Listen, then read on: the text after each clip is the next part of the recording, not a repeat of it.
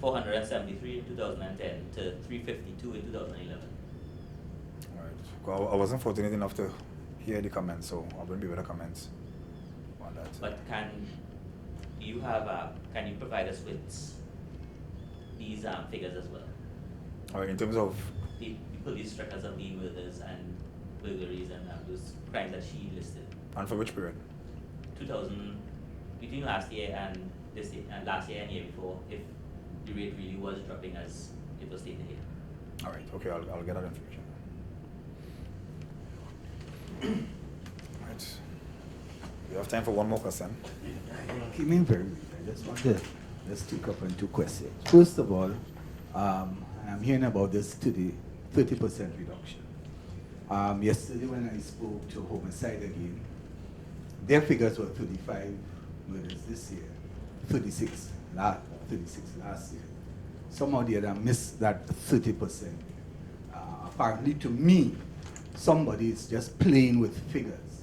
Because you had a state of emergency, who did what it had to do within that period. But there's no realistic information, evidence that there had been a reduction at any other time. Because outside of the state of emergency, murders were top. And in December, you had a large amount of murders. So how do you, just because of the figures, how do you determine there was a reduction? Right? These SOE meant people couldn't come out. So, okay, people were forced inside. But at the end of that and before that, murders were at the top of the list. Where is that reduction? I fail to see it. And you keep speaking about it, and those who want to do the PR continue speaking about it. But what's the reality with murders? Is murders really down? Where you all getting this figure of 30%? Is not so? Well, I myself, I wasn't fortunate enough to hear the Prime Minister's comment, so I can't comment on what she said. However, our crime and problem analysis branch, CAPA, better known as CAPA, that is our official statistics branch. They will do the necessary compiling and the necessary record keeping, and they will be able to give you a breakdown and the various percentages of what is up, what is down. So we are advising members of the media, and you need to be specific. And why I say you have to be specific, because the whole issue of homicides and murders, if you are not specifying exactly that the information that you want, then you'll find that one group will give the overall figure when one group may quote specific figures. So we need to be specific when we are applying for information. And I said before that once you need to get that information, there's a procedure where you apply and you state in writing the specifics, so that when you're quoting the specifics, you will say, okay, there's been a reduction in this, there has been a reduction of that. So the members of the media need to indicate us what is the necessary and specific information they need to get. And I give you the procedures how to get it, applying through the commissioner via the public affairs unit, and that information will be forthcoming. Mr. Meister, do you come here and tell us that CAPA has said that the background there is green and you know otherwise? Is it just because they said that is so? It doesn't make sense. It don't follow. 36 to 35 is not 30%. It doesn't follow. So you telling us that CAPA says so.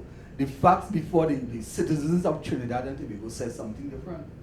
Well, right? I'm telling you that the integrity of the crime and problem analysis branch is very outstanding in relation to their record keeping.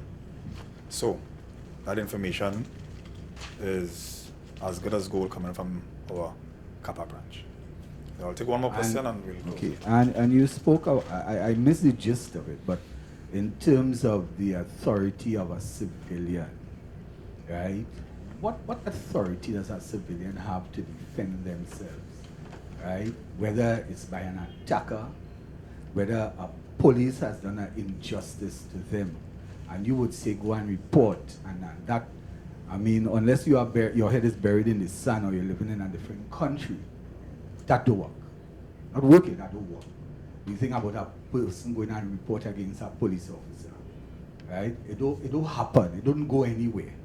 What address does a citizen or a civilian have in terms of a police doing an injustice against them?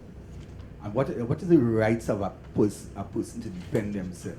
A police will go to a scene and see somebody use a cutlass and they shoot them and they kill them, they say they were defending themselves. They're dead. A citizen do that, a civilian, and it's a long, drawn-out investigation. What's the right and authorities of citizens? Well, let me correct you one time. Once proper investigation is done in relation to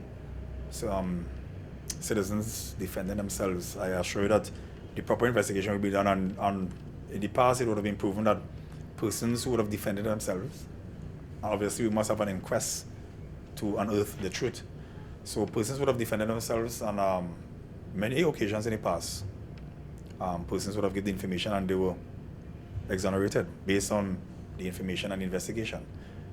Citizens who may have complaints against police officers, we have the police complaints unit, and I want to assure you and assure members of the public that if you go to the police complaints unit, you can make a report and those matters will be thoroughly investigated. Ladies and gentlemen, thank you very much for another daily press brief, and I'll see you tomorrow, same time, same place. And again, we want to asking you to continue to partner with us in the reduction of crime. Let us make ourselves hard targets. Thank you very much.